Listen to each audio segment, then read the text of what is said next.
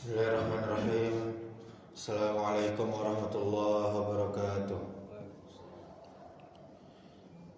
Alhamdulillahi rabbil alamin, wal aqibatu lil muttaqin, wala udwana illa 'alal zalimin. Asyhadu an la ilaha illallah wahdahu la syarika lah, wa asyhadu anna Muhammadan 'abduhu wa rasuluh. Amma ba'du. Alhamdulillah, kita bersyukur kepada Allah Subhanahu wa taala atas segala nikmat, atas segala kebaikan. Kemudian salawat beserta salam semoga selalu tercurahkan untuk junjungan kita yang mulia Nabi Muhammad sallallahu alaihi wasallam. Allahumma shalli ala Muhammad wa ala ali Muhammad. Kaum muslimin, kaum muslimat, jamaah salat zuhur yang dimuliakan Allah Subhanahu wa taala. Syekh Yahya bin Ali Al-Hajuri hafizahullah, semoga Allah menjaganya, pernah berkata, la yu'azzamu al-ilmu wa la yu'azzamu ahluhu ta'ziman syar'iyyan illa man azuma dinullahi fi qalbi.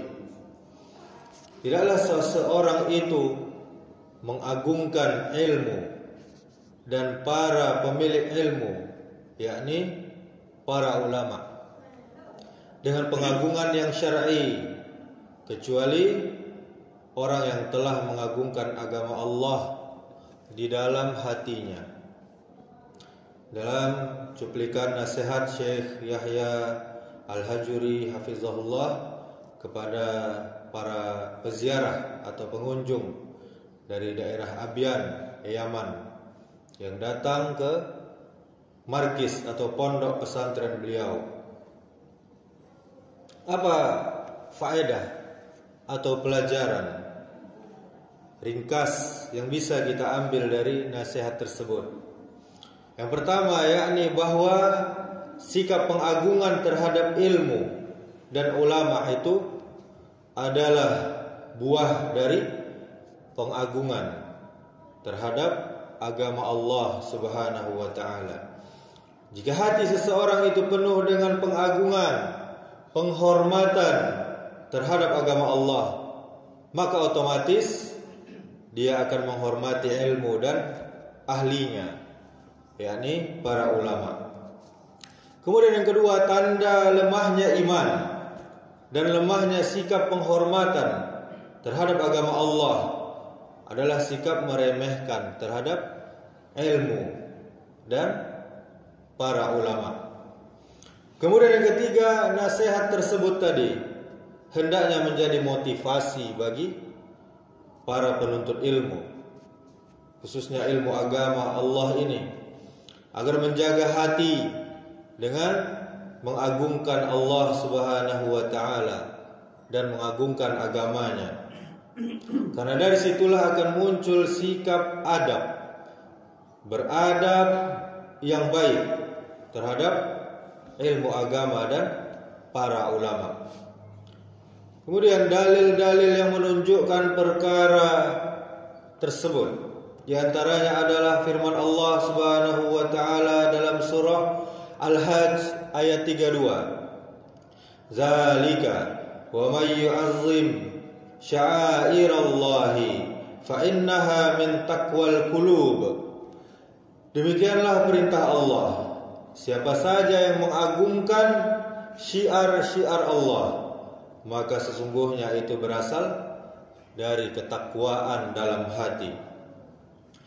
Ayat yang mulia ini menunjukkan kepada kita perintah untuk mengagungkan syiar-syiar agama Allah. Adanya ilmu-ilmu syar'i, yakni ilmu agama, dan juga adanya para ulama adalah termasuk syiar-syiar agama Islam. Karena itu, siapa saja yang mengagungkan dan memuliakan ilmu-ilmu agama, kemudian mengagungkan, memuliakan para ulamanya, hal itu termasuk perbuatan mengagungkan syiar-syiar agama Allah Ta'ala, sebagaimana yang diperintahkan dalam ayat yang mulia tersebut. Kemudian dalil dalam surah Fatir ayat 26, Allah Subhanahu wa Ta'ala berfirman, innama yakhsyallaha min ibadihil ulama. Sesungguhnya yang paling takut kepada Allah di antara hamba-hambanya adalah para ulama. Ayat yang mulia ini juga menunjukkan tentang salah satu keutamaan para ulama, bahwa mereka itu adalah orang-orang yang paling takut kepada Allah Subhanahu wa Ta'ala. Disebabkan apa? Disebabkan ilmu yang ada pada mereka. Oleh karena itulah, orang yang mengagungkan Allah Subhanahu wa Ta'ala pasti dia juga mengagungkan dan memuliakan para ulama atau orang-orang yang berilmu. Kemudian di dalam hadis yang sahih, Nabi sallallahu alaihi wasallam pernah bersabda, "Laisa minna man lam yarham saghirana wa ya'rif syarafa kabirana." Bukan termasuk golongan kami orang yang tidak menyayangi orang yang lebih muda dan tidak menghormati orang yang lebih tua, terutama para ulama yang ilmunya lebih dari kita dan orang-orang yang berilmu. Hadis riwayat At-Tirmizi dan sanadnya sahih. Hadis yang mulia ini juga menunjukkan kepada kita bahwa menghormati atau memuliakan para ulama adalah bagian dari ajaran Nabi sallallahu alaihi wasallam. Kesimpulan dari semuanya, yakni barang siapa yang mengagungkan Allah Subhanahu wa Ta'ala dan agamanya, maka dia akan menghormati ilmu-ilmu agama dan para ulamanya. Kemudian sebaliknya, meremehkan ilmu-ilmu agama dan para ulama adalah tanda-tanda hati yang kurang mengagungkan Allah Subhanahu wa Ta'ala.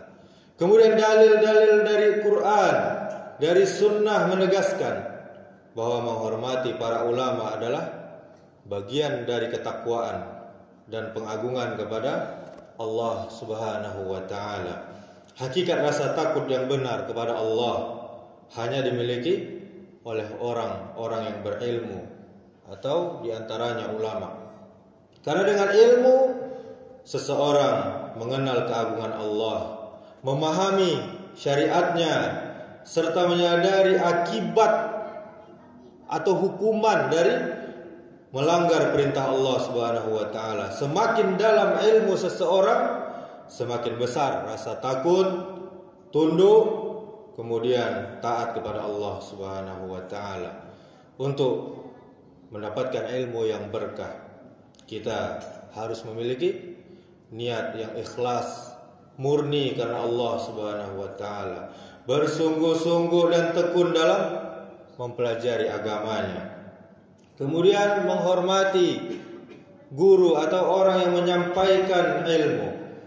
Dan kita garis bawahi, ilmu itu sendiri adalah menjaga adab dan akhlak yang terpuji, seperti tidak sombong dan tidak mengabaikan ilmu, serta selalu berdoa kepada Allah Subhanahu wa Ta'ala dan bertawakal, berserah diri kepada Allah Subhanahu wa Ta'ala. Demikianlah pembahasan yang ringkas ini. Semoga Allah Subhanahu wa Ta'ala senantiasa memberikan kita hidayah dan taufiknya kepada kita semua, agar kita mempunyai hati yang selalu mengagungkan Allah Subhanahu wa Ta'ala, selalu memuliakan ilmu-ilmu agama, dan juga menghormati kedudukan para ulama. Subhanakallahumma wa bihamdika, asyhadu an la ilaha illa anta, astaghfiruka wa atubu ilaik. Wassalamualaikum warahmatullahi wabarakatuh.